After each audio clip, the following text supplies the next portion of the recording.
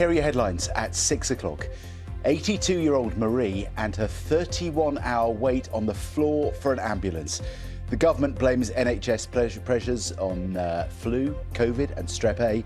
Labour says the health service is falling to pieces. A plan for all students in England to study some form of maths until the age of 18. Prime Minister Rishi Sunak sets out his priorities for the year ahead. The towns and villages enjoying a Zoom boom as COVID changed working habits for millions of people, with many turning their backs on life in the city. Just after 5 o'clock. This is the Bank of England, the City of London, and what used to be called the rush hour. Good morning. The price of food at the shops hits a new high. The latest figures show the average cost of fresh produce soared last month as suppliers feel the pressure of high energy bills.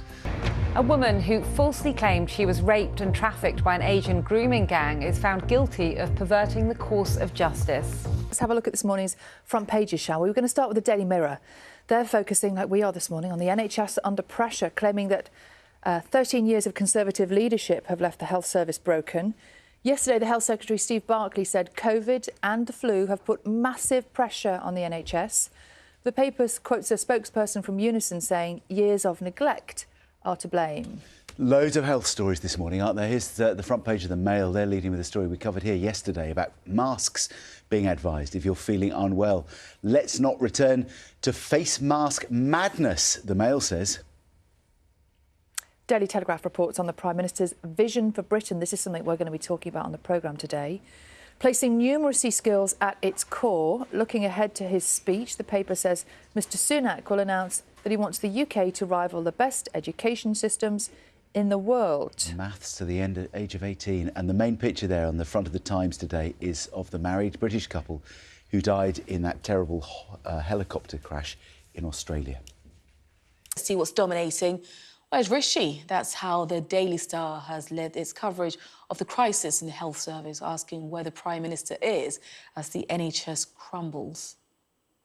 The Guardian piles on the pressure, with doctors accusing the PM of being delusional after he denied that the NHS was in crisis. And the Mirror pictures the last 5 Conservative Prime Ministers with the headline, "They broke our NHS." The Eye reports that British health officials are hunting a new variant of COVID-19 by testing up to 2,000 Chinese nationals every day as they arrive at London's Heathrow Airport. The Mail, meanwhile, has a warning from Tory MPs not to return to what they call face mask madness after health officials advised cold and flu sufferers to wear one. The Telegraph looks ahead to Mr Sunak's speech today, when he's expected to outline his vision for the future of Britain, including making students do maths until the age of 18. That's also the top story there in the Times. And Express has hopeful news of an end to the rail strikes, with Network Rail's chief negotiator saying that a deal could be in touching distance. And The Sun leads with a trial of 2 people accused of robbing Olympic cyclist Mark Cavendish and his family at knife point in his home. And the Financial Times leads with stock market woes for Tesla and Apple as demand for their products start to drop. And if you want to see any of those front pages again or read the stories, just scan the QR code, which is on your screen right now.